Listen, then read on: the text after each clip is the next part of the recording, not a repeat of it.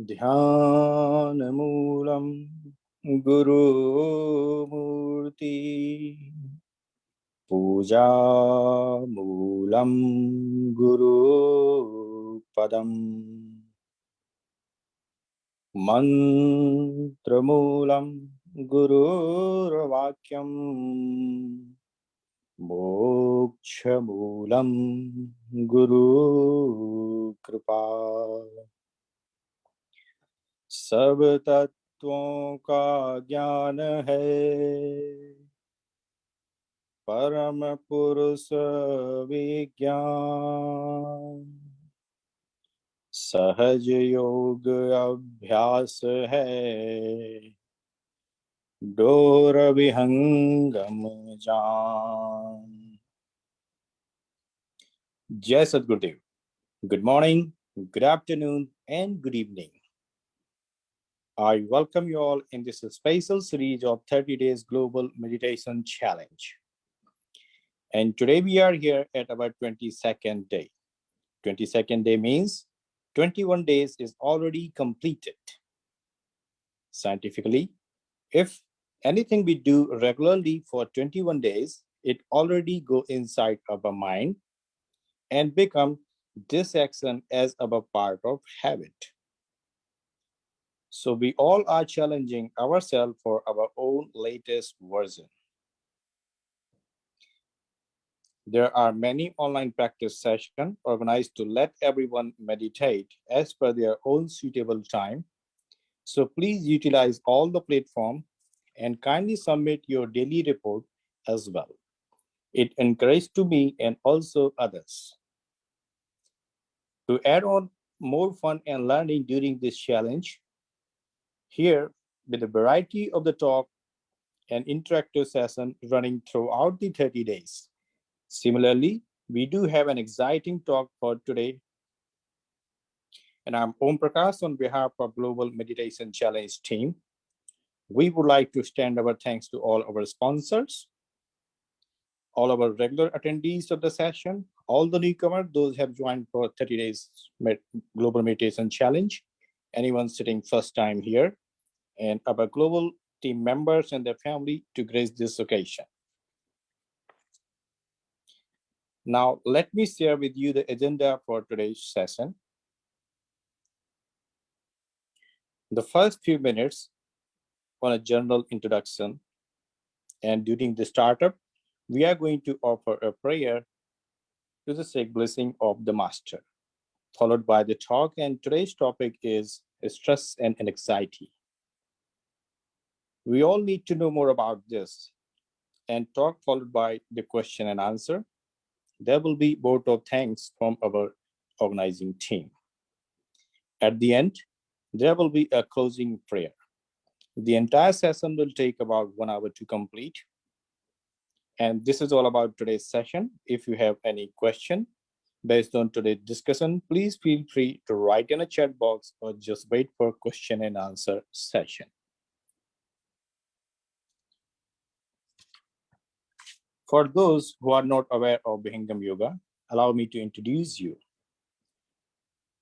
Vihangam Yoga is an international organization falling in the category of NGO, a pioneer in yoga and advanced meditation training, aiming at uplifting the human life in all aspects.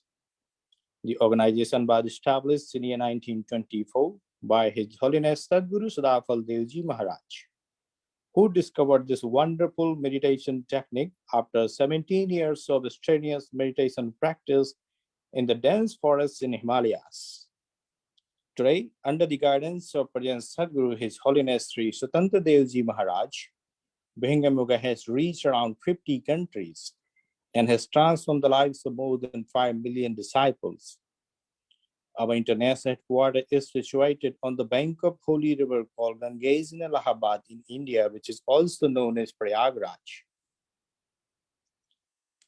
Under the umbrella of Vihangam Yoga, there is many wings working to help mankind, to protect environment, to promote awareness, to provide shelter and food during the calamities, thanks to the all volunteers and the organization.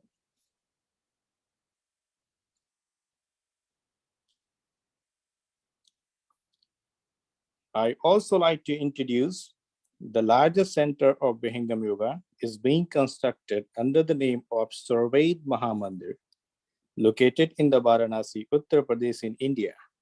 About 20,000 people can sit together and do meditate. Please do visit whenever time permits to you. Now, let's start the session.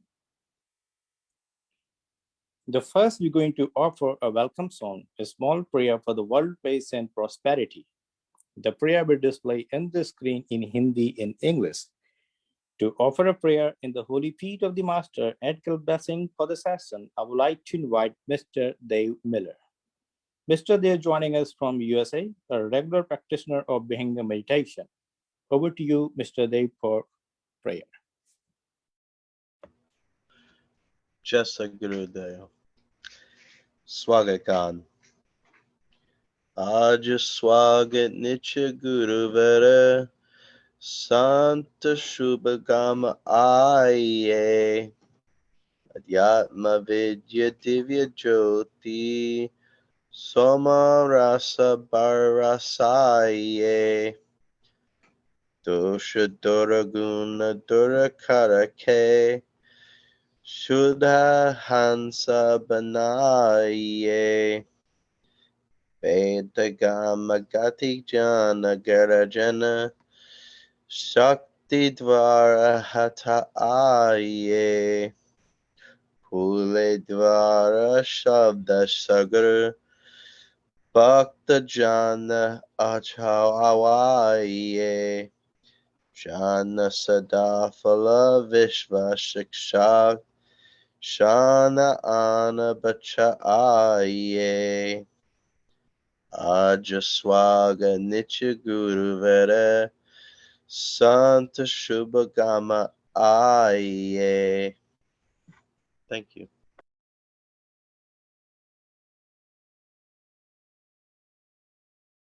Now, Mangalgan by Mr. Dave. Mangalgan.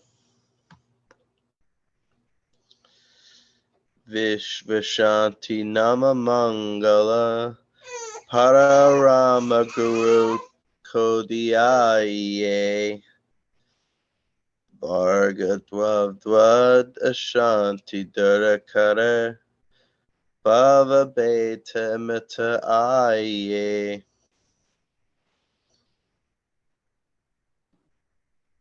Sarva Bhuma Samasti Sata Adhyatma Rajya Banaye Vesha Basa Bhava Jagame Jnana Paradarashiyaye Sumriti Sukha Shanti Dharatala Svarga Bhumi Banaye Vishva Shikshak Jana Sadafala Niti Svara Apanaye Vishva Shanti Nama Mangala Pararama Guru Kodiaye.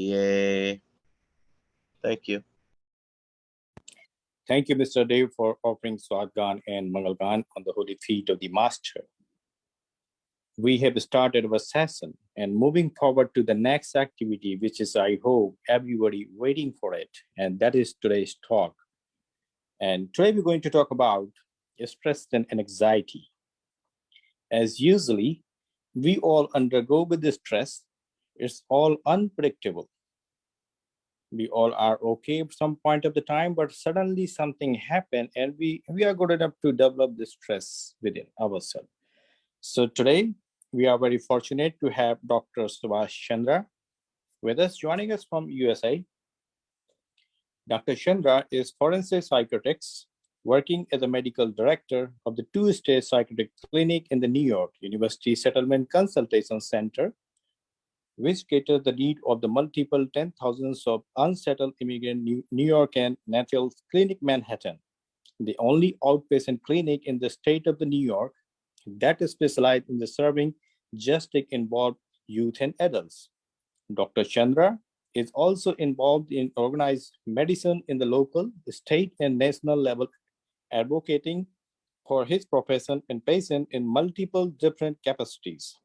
Over the year, Dr. Chandra has served as a panelist and chaired multiple scientific sessions and judged multiple research posters for the medical student and resident. He has been the Hingam Yoga practitioner for many years and has the opportunity to talk on scientific basis on the effect of meditation and stress and anxiety in National Forum of American Medical Association. So welcome, Mr. Subhash Chandra. Over to you for today's talk. Everybody please join.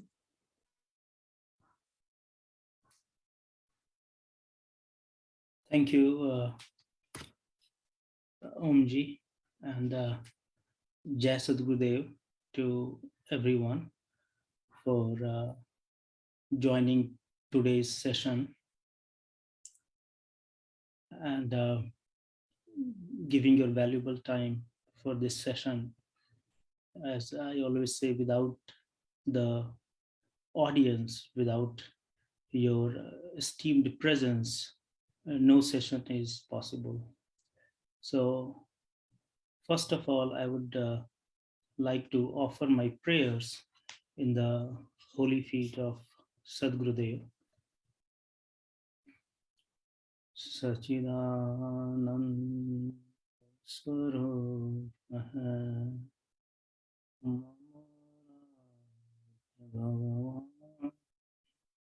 Bar bar Vandan karum Shakti Bhedarat Gyan Adhyant Arumadhya mein शाश्वत जाको से अमृतंतरयामि हो नमो नमो गुरुदेव. And thank you, Vyangam Yoga Singapore, for giving me this opportunity today to share my views and thoughts on stress, anxiety, and the effect of meditation on stress and anxiety. It's very common. We all go through these phases of our life, and it's day to day, part and parcel, as we all know and understand. I hope my voice is clear. Just want to make sure.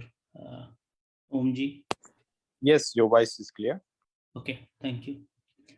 And we all know it, that we are all running behind the time, have so many problems, stress at work, and it goes on and on. Someone has cancer, some illness going on in the family, work, financial issues, death in the family, unemployment, and college problems, school problems, kids have problems, marital problems. So it's an ongoing issue. It's a part and parcel of being human and being on this earth. Now, what it does to our body and brain?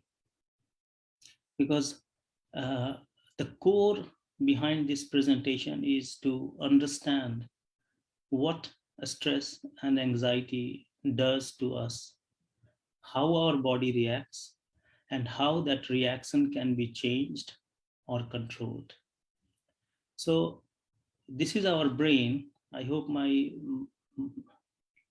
cursor is visible. So this is our brain. And here you can see the moment you are at stress, what happens is that through the part of the brain known as hypothalamus, pituitary, which I don't want to create confusion by using medical language a lot for no reason. So when stress happens, the brain releases a hormone. Through those hormones, the final outcome is known as cortisol. We will focus more on the cortisol and we will remember it. It has a lot to do and a lot of things happen because of this. Now, what this cortisol does, it goes back, it affects on literally every system of the body. It further worsens the stress. It has its feedback loop back on the pituitary, back on the brain. So you are stressed, you were at work, and let's not take the example of boss said something.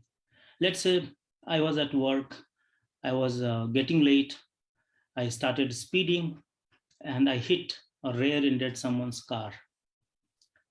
And at that moment, when I was rear-ending someone's car, that level of stress I'm talking about. I'm just giving a random example. So in this moment, when I rear-ended someone's car, in that very moment, those cycles that I talked about, it happened. The cortisol was released, which is also known as a stress hormone. With it, it released many inflammatory chemicals, which are known as cytokines. Now, what they do, they affect your sleep.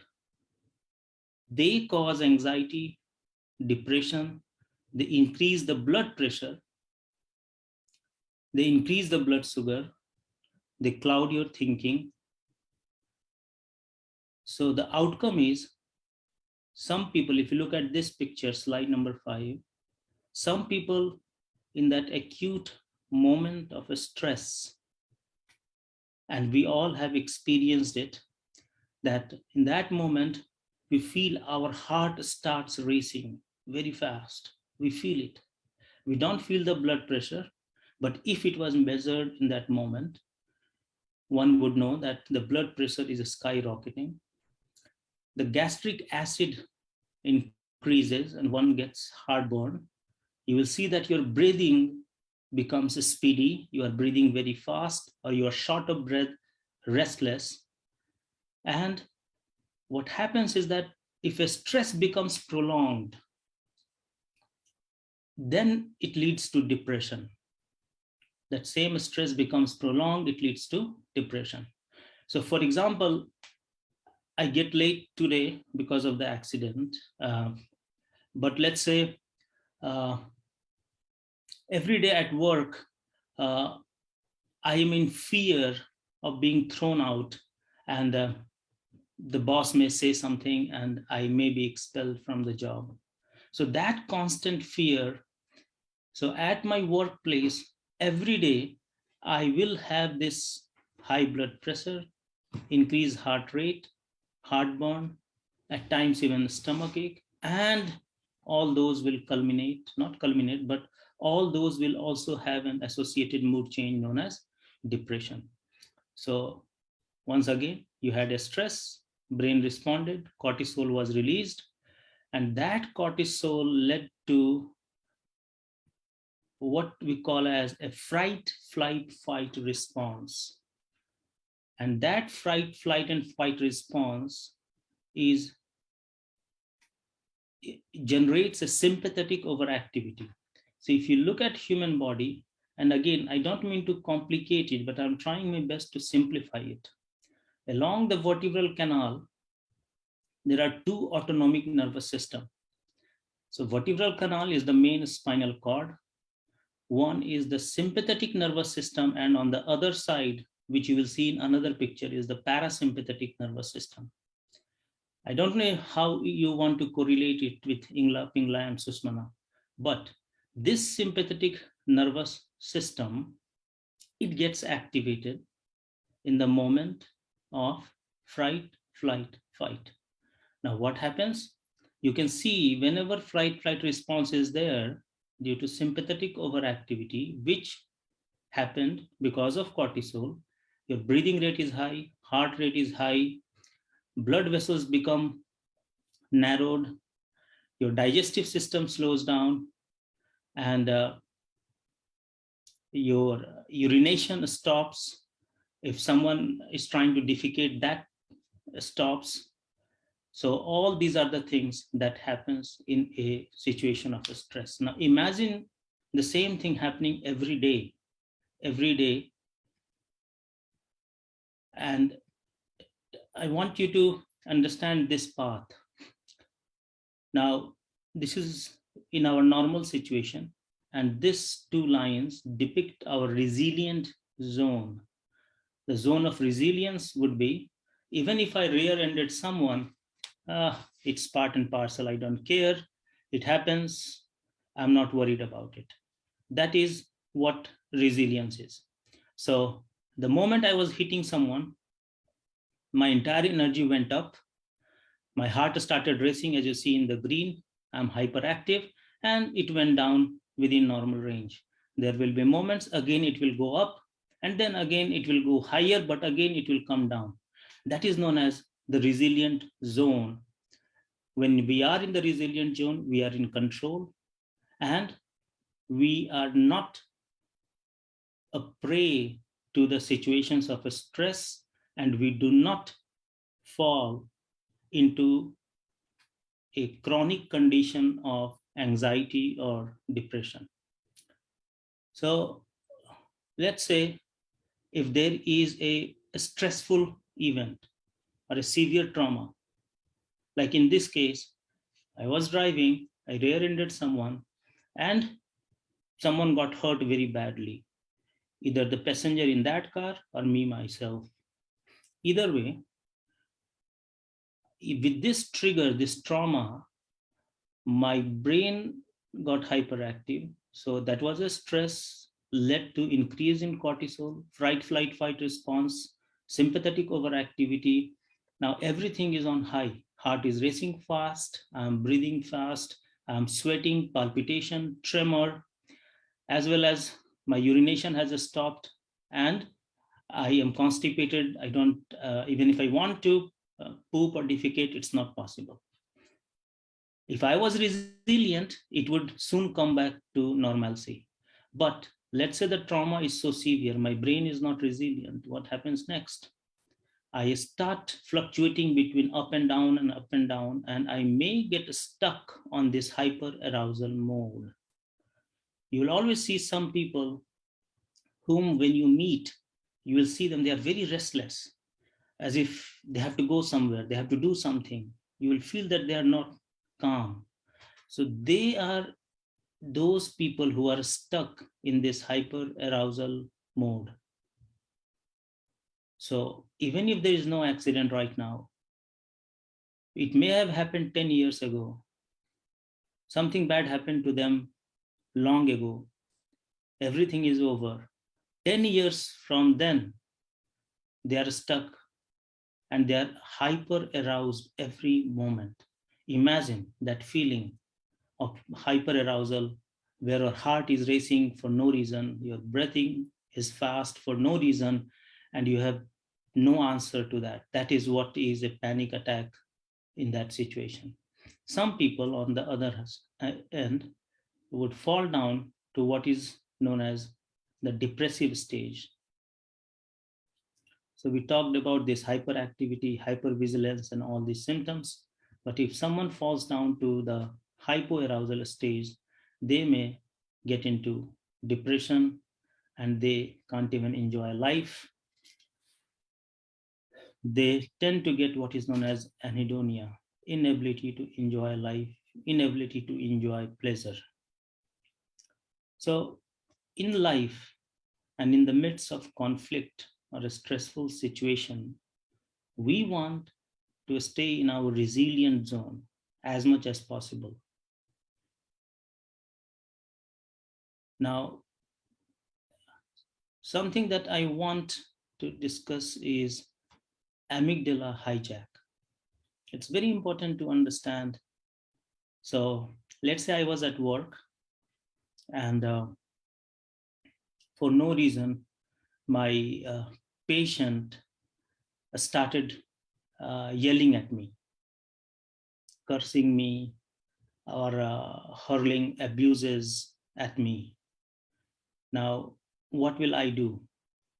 Now, by I, it could be many part of me, my brain, certain parts of my brain, my emotion, my thinking brain, and that is very important to understand. If you look at point number 1, sensory data fed to the thalamus. So here, I, let's say I as in my total brain, through my ears, I heard abuses. Through my eyes, I saw a person posturing at me, threatening to punch me. So this went to thalamus. Thalamus is located at a place which, if you look at ancient literature, it correlates with the third eye. I was searching at many places, and you would see the location of the thalamus is same as in the scriptures, they relate to the third eye. So it is the seat of the location where every sensory data comes there. Now, this data that has come here to the thalamus can have 2 routes. One, it will look at number 2, it will be sent to amygdala. Now, what is amygdala? Amygdala is the emotional part of the brain. It is more like a short circuit. It knows to receive a stimuli and react. That is pathway A, which is a short pathway, and it reacts without thinking. Now, whereas at the same time that the stimuli, someone posturing at me, someone abusing me, I got it through my eyes and ears. That not only went to amygdala, but also went to my cortex. You can see number 3. Now, cortex is the thinking brain, the prefrontal cortex.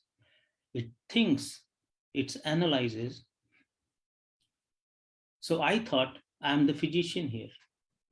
He is the patient. He is a mentally ill patient. How can I take it on the face value that he's abusing and threatening me? Even if he punches me, I have to be silent and I have to understand it is out of his illness. And either I have to just protect myself and be defensive rather than offensive. So this cortex stimuli will help me to think. But the attack on the amygdala, the limbic system, will make me react. Number 4, react to the quick threat assessment without even thinking. I have no time to think. Before the information went to my thinking brain, the cortex, I just reacted, and that reaction is unthinking brain. I punched back. I don't even remember what I did. I have no idea, no conclusion. The police came, and then everyone is holding me responsible. Doctor, you should have called someone. Why did you punch the patient? And XYZ. I'm just citing an example. Now, why I gave this example is that meditation has a lot to do with this change, and we will look at it as we go. Till now, all we learned about is a stress, cortisol, sympathetic overactivity, changes in every part of the body, our brain responding in 2 ways, in a thinking way and in an emotional way. Now, what is relaxation? We talked a lot about what is anxiety. So relaxation being defined scientifically is that the relaxation response is a physical state of deep rest that changes the physical and emotional response to stress. And it is the opposite of the flight or fight response. So any situation which is opposite of the flight and fight response, it will lead to relaxation. So it has to be opposite of sympathetic nervous system, which we call parasympathetic system. Now, meditation, if I talk about meditation, it will be more like I'm preaching to the choir. You all are well versed with what is meditation. But if someone is new who has joined, It came from the Latin word meditatio, to remain at the center, or meditare, which means to repeat. So any type of physical or intellectual exercise becomes meditation. No wonder why we have so many hundreds of different techniques of meditation which are flourishing. But we have to remember, meditation is not mere attention or relaxation or just concentration. It is not contemplation or mere reflection, nor it is intention or control of willpower or exercise. And these I have tried to show with the help of these images. I see that even time is running short, so I will skip this. But then what is meditation in its completeness? It is much more. It is a mental discipline by which one attempts to get beyond the thinking mind into a deeper state of awareness. That is what meditation is all about. Every work in this world we do with the help of the mind. But what is meditation? So meditation at its ultimate is the only thing that happens when there is no mind. A conscious absence of mind is meditation in its completeness. So every aspect of meditation has so much to offer. Even the posture of the meditation that we sit into has a lot to offer to you. We all know the pyramids, the most stable structure on the planet. Why they are most stable? So many things got destroyed, but they are still existing. Because the shape in which they are built, they receive the highest cosmic energy. And the shape of the human body, when they meditate, they form a typical pyramid, which makes it conducive to collect the omnipresent cosmic energy throughout the universe. So everything in meditation is scientific and has its importance. We all know we sit down in meditation, in Vihangam yoga with semi-open eyes, in this posture, abdominal breathing, upright, hands, feet, etc., as mentioned. And so this we talked about posture, and bringing my focus back on how meditation will affect the brain. So meditation affects brain cells, and specifically in many scientific literatures, they have proven that it specifically affects our limbic nervous system. And limbic nervous system is the system that controls metabolism, blood pressure, respiration, heart rate, and our emotions. I remember Subhash ji was initially telling me that why don't I present on blood pressure? So I thought I will include this slide to bring up that when we talk about meditation and the effect of meditation on our body, blood pressure, diabetes is inclusive. It comes on its way, because rise of blood pressure means sympathetic overactivity, and meditation means increase in parasympathetic overactivity, which means lowering of blood pressure. As I said, that the brain is something that affects, the meditation affects mainly the limbic system in the brain. Now, what is limbic system? Again, not too complicated, but you remember we talked about a part known as amygdala. What is amygdala? We learned about amygdala in the sense of hijacking. So amygdala hijacking is something that is the emotion that takes over, and it does not allow the thinking brain to act. What meditation does, or in the regular practitioner of meditation, it has been clearly seen that the size of the amygdala was decreased. The response time of the amygdala was much lower. So let's say if I saw this patient again, hurling abuses, showing his punch at me. Uh, my amygdala will take time to even get active.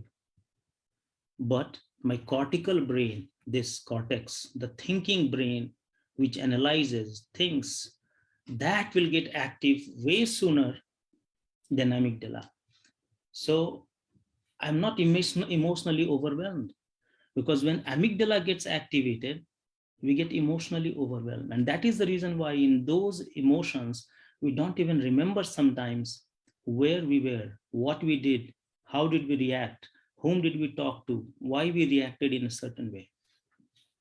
So during meditation, you will see that if you, those who know the different stages of Vihangam Yoga, you will see and acknowledge that as you move to different stages, they correlate a lot with the center of the brain, which I'm talking about in terms of limbic system. As you go higher up, in that stage of meditation, it specifically affects, or the focus is on amygdala.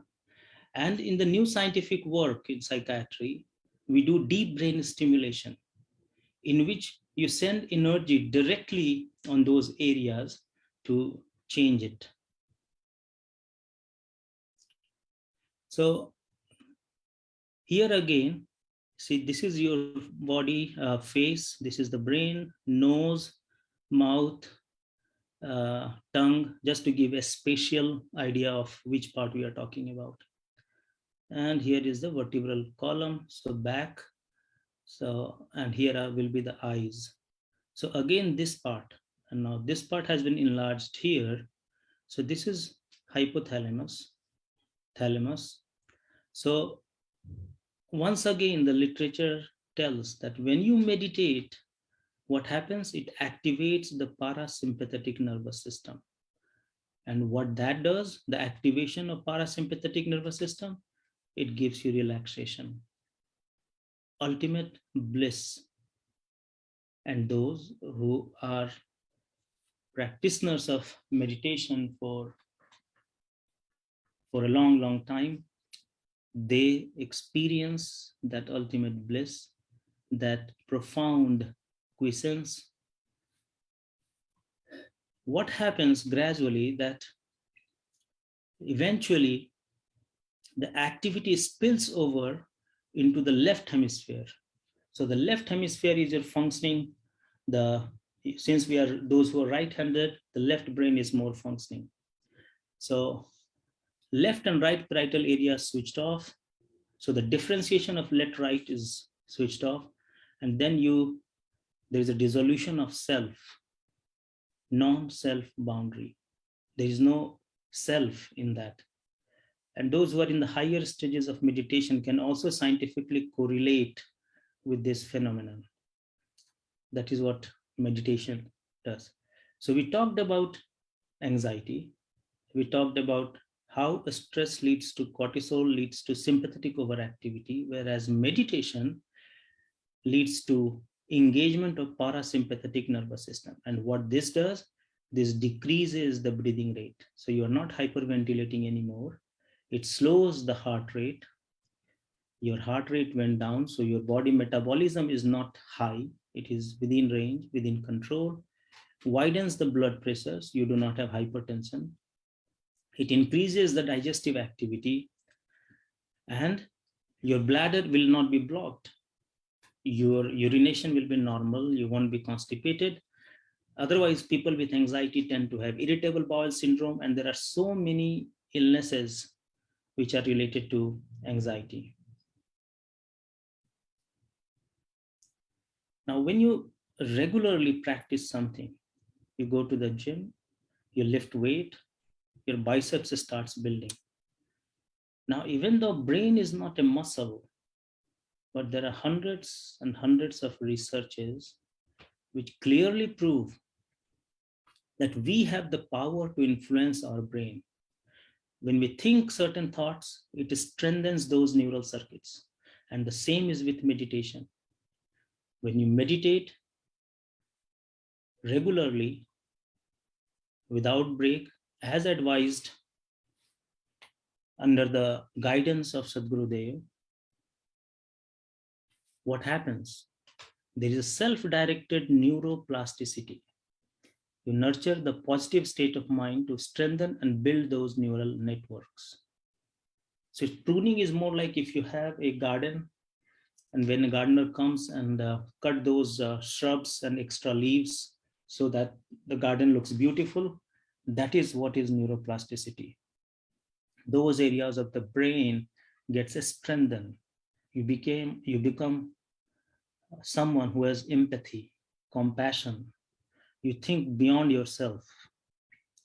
And now coming back to the resilient zone, what it does to the resilient zone, you become more flexible, adaptable.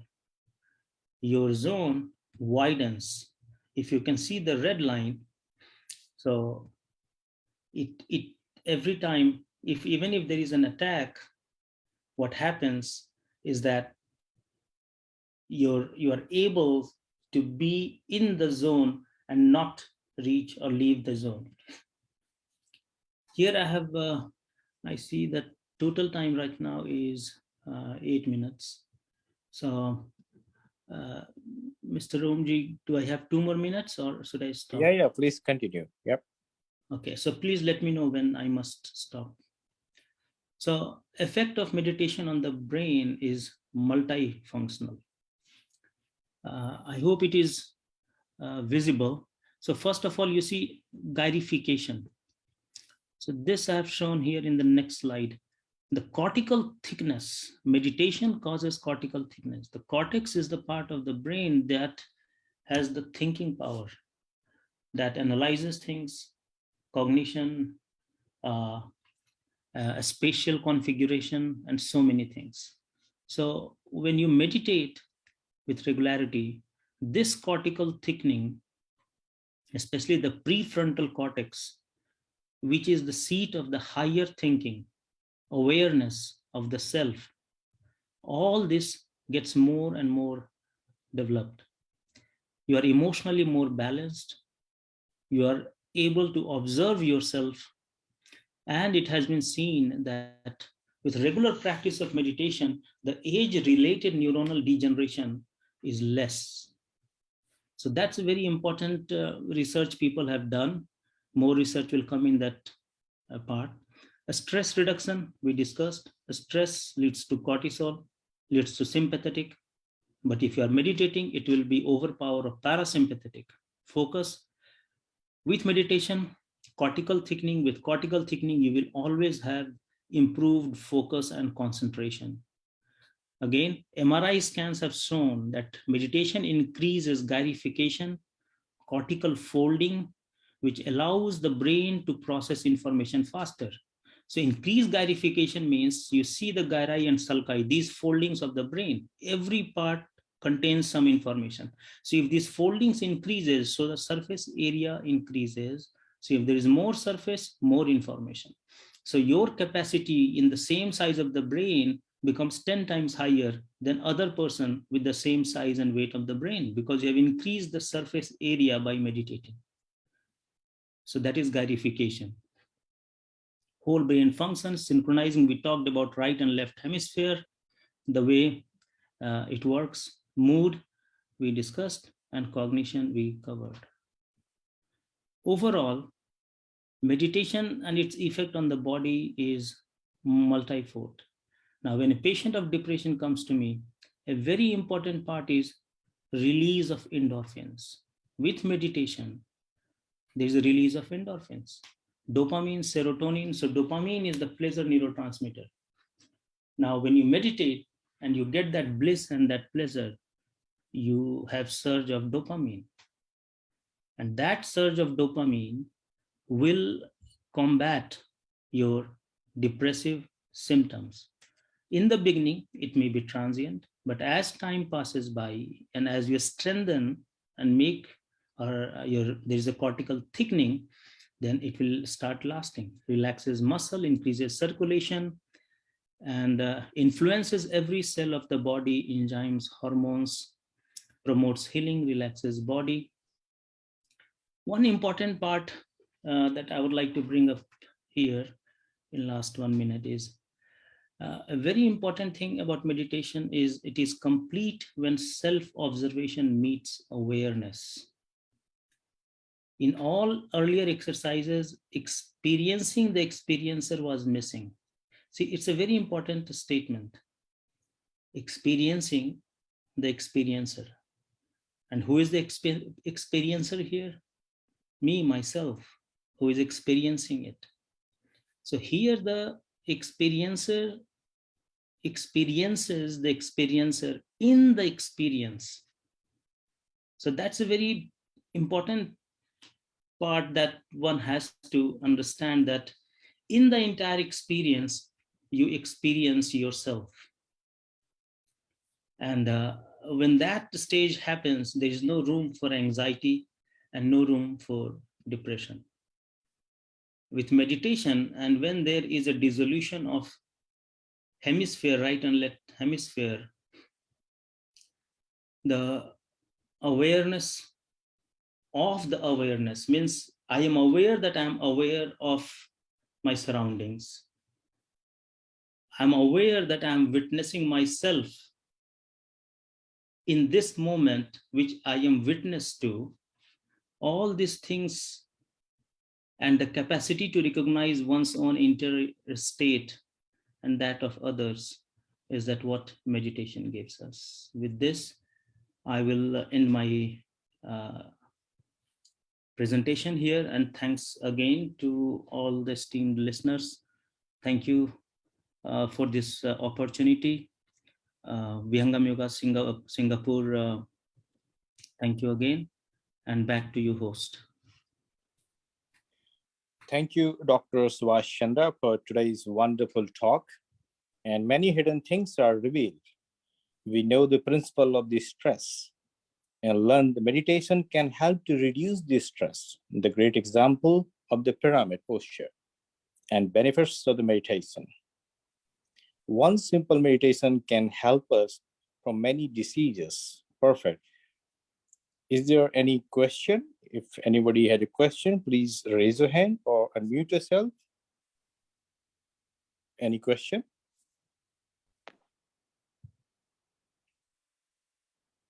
So, Dr. Subhash, since somebody is coming, I'd just like to ask, what you can suggest beside the meditation? Any small yogasana or pranayams, or some simple method or technique which anybody can do on the go by sitting, by relaxing, or anything? Something, if you can suggest. Oh, sure. It's a very common practice that we all know is breathing exercises.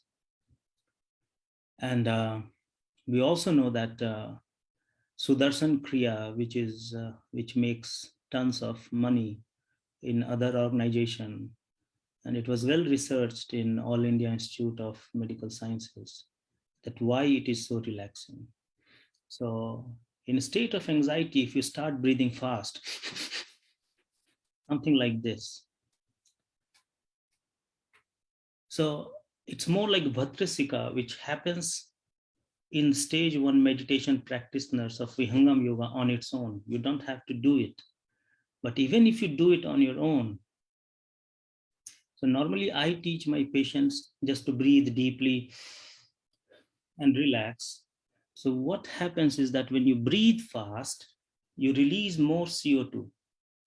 So when you release more CO2, you convert your brain more in the stage of alkalosis, and that hyperactive brain for the moment becomes less and less hyperactive, and the anxiety goes down.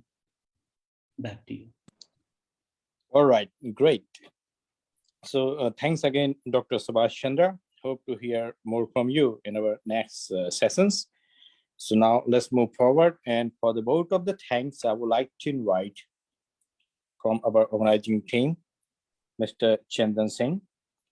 Mr. Chandan, based in Singapore, a regular practitioner of Bihangam meditation, handling all the IT work and coordinating with everyone to let run all the session smoothly. Over to you, Mr. Chandan Singh. Thank you, so much, Omji. Yes, good day to everyone. Today's session was one of the amazing sessions which we had in this platform till date. It felt like we are back to university and we were witnessing such a wonderful knowledge sharing session today. To start with, thank you so much, Omji, for hosting the event so beautifully, starting a session on a positive note. And we witnessed this in your wonderful recitation of Swarved couplets in the starting and pushing positive vibes to all the listeners on Zoom as well as on Facebook. As usual, you are always available for the service to the master in any role is an inspiration for all of us. Thank you, Omji, for smooth session today, and we hope to have you in the future sessions as well. Thank you so much, Devji, for your wonderful recitation of Swagat Gan and Mangal Gan. As we heard, you are a regular practitioner of Vihangam Yoga meditation, and hearing Swagat Gan and Mangal Gan in your voice was an inspiration to all of us. You do not know Hindi and still manage to present the Swagat Gan and Mangal Gan so beautifully, and we are grateful to you for this devotion and service to the master. Keep this positive energy of yours flowing through and motivate others as well. We hope to have you again in our future sessions. Thank you so much. Thank you so much, Dr. Subhash Chandra ji, for your valuable time to join today's session and provide your valuable inputs on this important topic, stress and anxiety. This is a common problem, I believe, and most of us are facing this one day or another, especially stress due to office work, health issues, family issues. These things have become very common to all of us. When we are in the silent mode, we are in control is the takeaway of today's session. We have learned the minute details of hormones which are causing stress and anxiety. In the whole session, we felt like knowing problem and solution in a simple way from you, and your message about meditation being one of the best way to overcome these problems. You also told us that meditation is a self-discipline. Meditation is not a mere attention or simply relaxation or not only concentration. You also explained us that meditation affects brain cells, specifically in our limbic nervous system, which controls our metabolism, blood pressure, emotions, etc. Regular practitioners of meditation has shown improvements in the limbic system, and Vihangam Yoga meditation stages, various stages of Vihangam meditation are very helpful in this improvement of the limbic system is also one of the key messages in your today's session. As we move from one stage to another in Vihangam Yoga meditation, the practitioners feel the difference and move towards attainment of ultimate bliss is one of the keynote from today's session. It was amazing session, and I believe all the listeners will take away a huge amount of knowledge from this session and each and every minute detail which was discussed in this session by you, sir. Thank you so much. We are fortunate to have you in this platform of 30 days global meditation challenge, and on behalf of everyone, I am extending our sincere thanks to you, and we hope to have you in future sessions as well to know more and more on another topic in such a simple way. Thank you, sir. Next, we are going to hear Shanti part from Mahendra Devji. He will be presenting Shanti part in the end of the session, and we are very thankful to Mahendra ji for his time and taking the roles whenever opportunity comes for the service to the master. Thanks to all the participants who are connected on Zoom as well as on Facebook for your continuous support.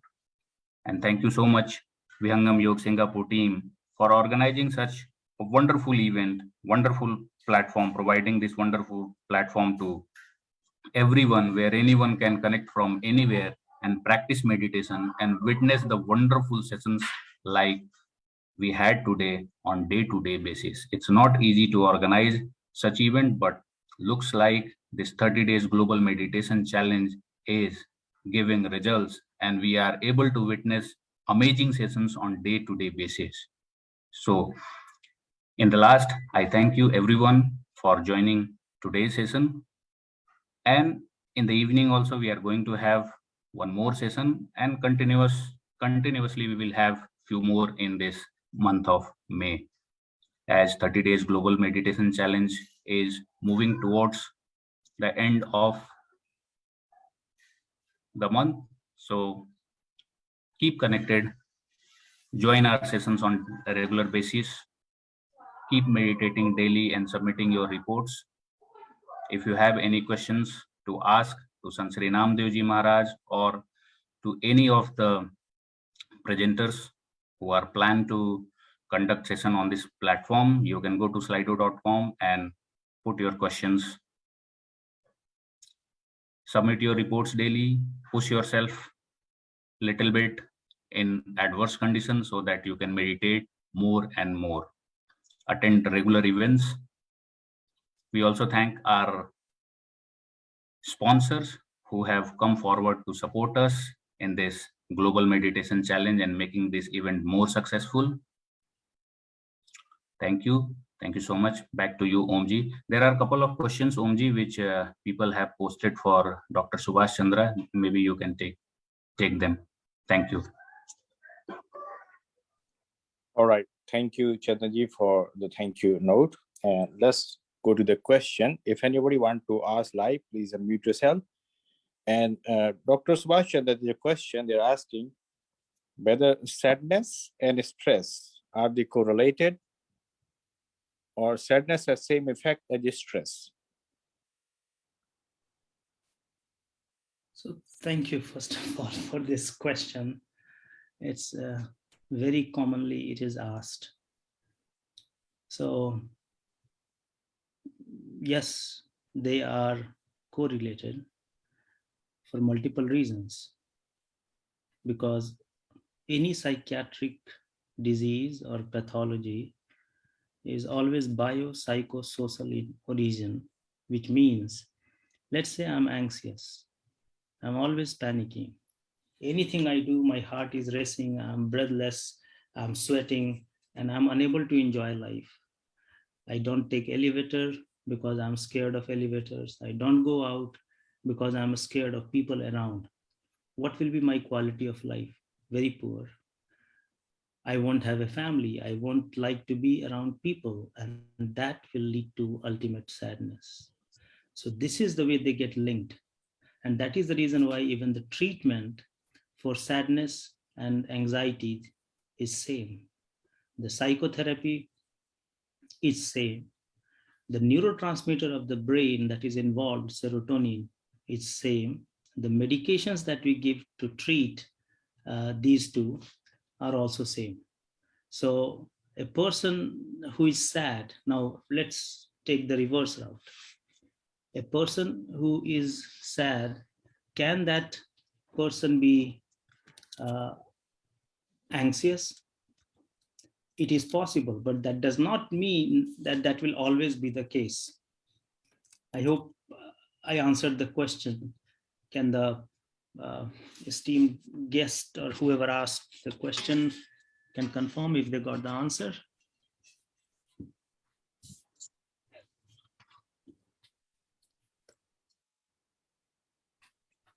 Yeah, I think.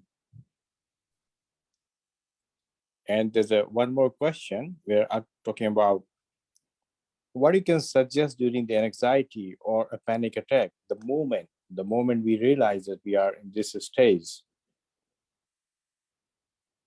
Any simple steps you can recommend? So for that, we discussed for the panic attack that breathing exercise in itself is the best, because the pathophysiology means the reasoning and how the body has created it. So a panic attack or a severe anxiety attack presents with excessive breathing, increased heart rate, sweating, fear of death, dryness of mouth, something is blocking, someone tries to smother me, a blockness in the stomach. All these are due to sympathetic overactivity. So how do you overcome that? One way is breathing. When you breathe in a certain way, it is it makes a big difference even in those autonomic nervous system. They are affected by the manner of your breathing. So it is very common practice, and everyone is told, oh, take deep breath and let it out, and your panic attack goes down. Just one more last question here, and somebody want to know that the sympathetic and parasympathetic nervous system is located where? I mean, the location wise of the brain, at the left side or right side? So I know that is asked in the sense of Ingla and Pingla. Right. And if I remember it correctly, Pingla is on the right side and Ingla is on the left side, if I'm not wrong. Now, So, yeah, but, all right. Yes, please, you're saying something. Yeah, please carry on, sir. Yeah. But when it comes to the autonomic nervous system, the way it works is that everything in our body is bilateral. Means if I cut my body into half from the center, this side will be exact replica of this side. This is the way it has to be. My eyes, mouth, nose. So both sympathetic and parasympathetic also are present and give supplies to both sides of the body. So to my knowledge, because even I wanted to explore which system correlates specifically with which one. While growing up, I always had this question in my mind, but could not get an answer because autonomic nervous systems are not right or left-sided. All right. So hope we got all the answers of the questions, and now let's move forward. And we are near to the end of the session. So now let's offer a closing prayer on the holy feet of the Master, prayer which we call is Santi Path. To offer a prayer on the holy feet of the Master, I would like to invite Mr. Mahendra Devji. Mahendra ji is joining us from Germany, a regular practitioner of Vihanga meditation, a successful electrical engineer by profession. Over to you, Mr. Mahendra Devji, for Santi Path. Thank you, Omji. जय सतगुरुदेव शांति पाठ। हे प्रभु शांति स्वरूप हो, शांति शांति मय शांति, शांति शांति जन शांति हो, पूर्ण शांति मय शांति। हे प्रभु शांति प्रदान कर, दूर हो सर्व अशांति,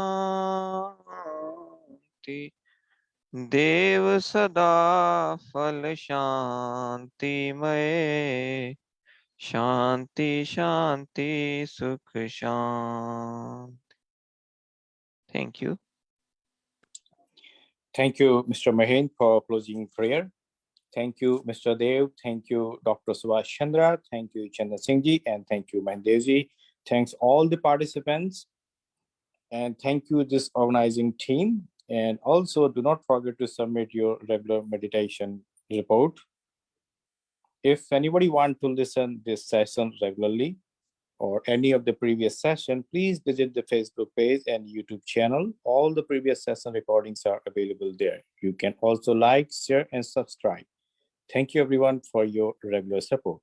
This is the end of the session. See you in the next session, which is approximately 6 hours from now, where we are going to discuss about the survey by Sansri. Till the time, take care, stay healthy, and bye-bye.